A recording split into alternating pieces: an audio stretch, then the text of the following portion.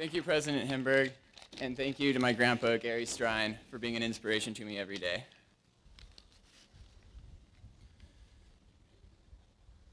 When I first started thinking about this speech, I wanted to encapsulate 4 years of collective campus experience in a dynamic, experiential, shared expression.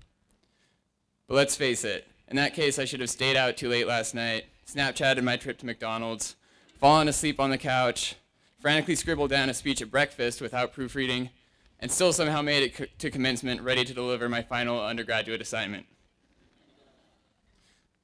And then come back for a 5th year. Instead of dwelling on the burnout, stress, and triumphs that we've all faced our final semester, I want to talk about where we go from here. Graduation is often treated as the end of one stage of our lives and the beginning of another. We're adults now, right?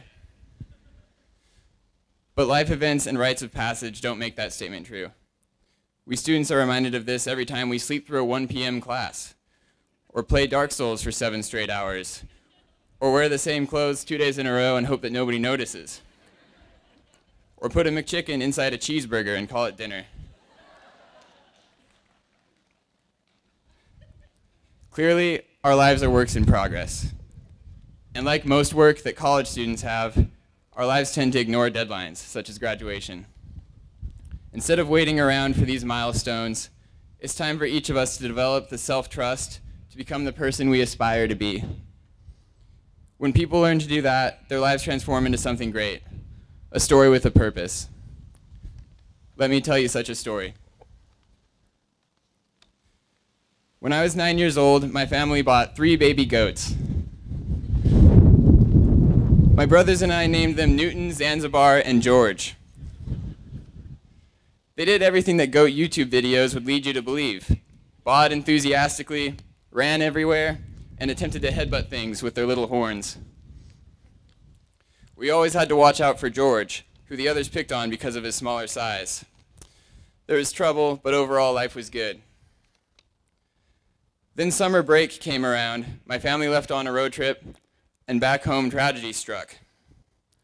Every meal, Newton and Zanzibar pushed little George out of the way and took most of his food, until one day it became too much. Newton and Zanzibar ate too much grain and died.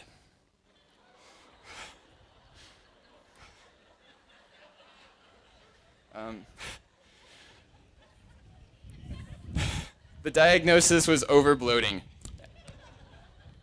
and that was that. What about good old George? Due to an abnormality in the pituitary gland, over the next few years, he grew to reach over 5 feet tall, standing on all fours. And now he can pretty much eat whatever he wants.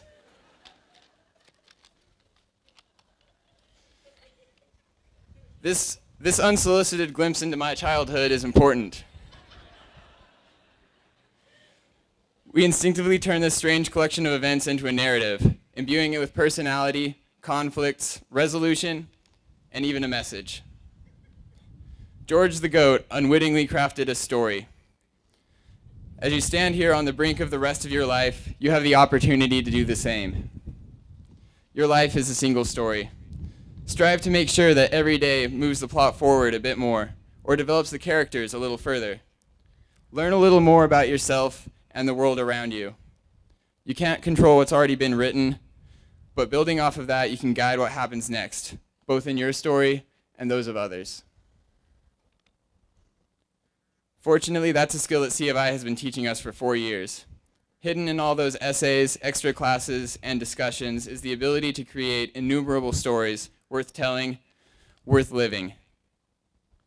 Our bizarrely involved, deeply caring, and extremely busy fellow students have given us thousands of ideas for how to live. I've talked to students who ended up at C of I as a result of family history, last-minute financial reasons, or because they came here from another country and thought that they applied to the University of Idaho.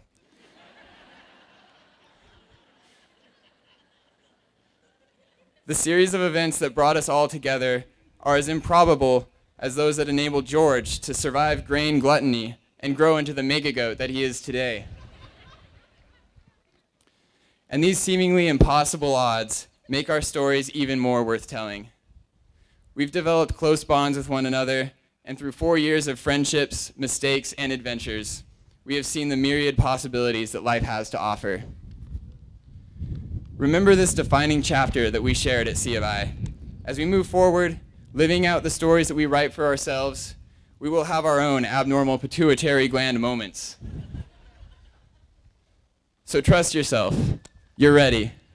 We all are.